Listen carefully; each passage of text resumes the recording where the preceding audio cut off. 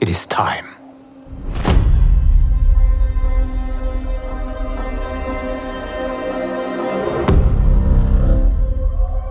Time to wake up to a new reality. To a blank canvas that I have painted in with warmth and peace. In my new era, the choice is yours.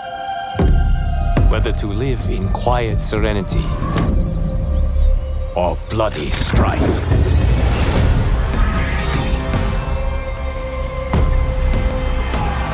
To dwell in joyous prosperity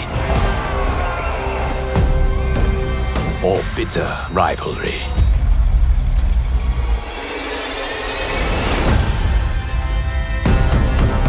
You can face each other as sworn enemies or united as brothers. But a storm is brewing, and soon you will discover that even in this new era, one constant remains.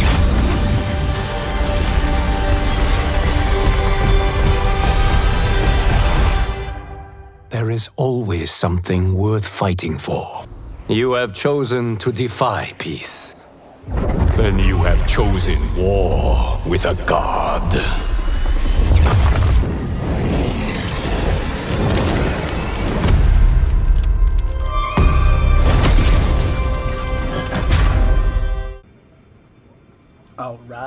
All right. Hope you enjoyed the intro. I'm looking forward to this. I actually got a nice, nifty little build here for you. I decided in this DLC to create Firegod Liu Kang because of my passion for Mortal Kombat 11 and my newfound appreciation of the Elden Ring. This is the best way I could make him look. I feel it's a pretty good representation of Liu Kang in Elden Ring. But because of the DLC, we now have the Dry Leaf Arts, which you can acquire in the DLC, with the Dry Leaf Whirlwind Ash of War. I put the fire affinity on it, so then that way all my attacks do fire damage. I am running the Gravelstone Seal. All of these are maxed out levels, obviously. I will show you the spells I'm going to be using here momentarily. As far as armor goes, no headpiece, no chest piece, the aesthetic wrist guards, and the dancer's trousers to give me the best look possible for Liu Kang.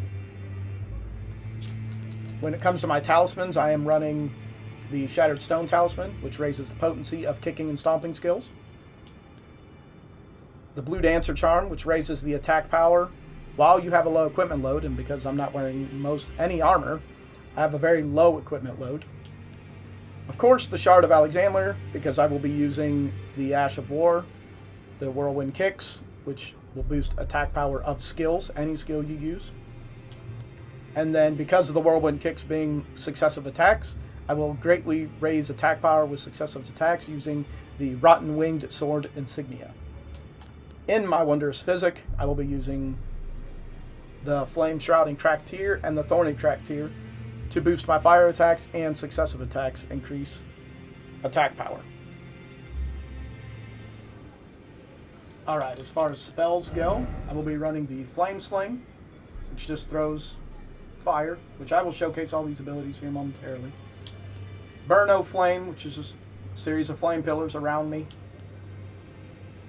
O Flame, which momentarily sparks roaring flame from the hand, so he just opens his hand and fire comes out. I will of course be buffing myself with Flame Grant Me Strength and Golden Vow to increase my attack and defense, and then of course my fire affinity attack power. And then Mesmer's Orb, spoiler alert, after you defeat Mesmer, one of the bosses, you get his remembrance. You can get this Mesmer Orb, which allows me to float up in the air and drop down in an AoE effect of Mesmer's Flame, which is what you saw in the intro. So let's go showcase some of these incantations. Alright, now of course you will buff yourself with Flame Grant Me Strength. Pop your Golden Vow. Drink your wondrous physic, and then you will be fully buffed for the fight. And then you could do however you see fit. You can throw fireballs if you'd like. You can set fire around you.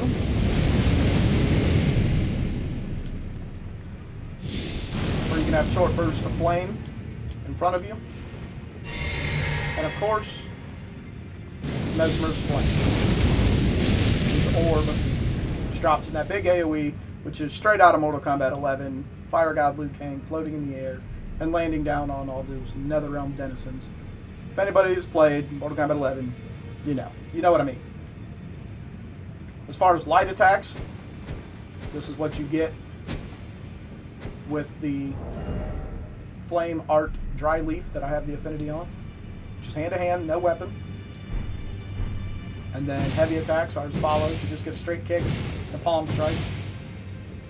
But the big kicker, pun intended, is the Ash of War, which is Dry Leaf Whirlwind.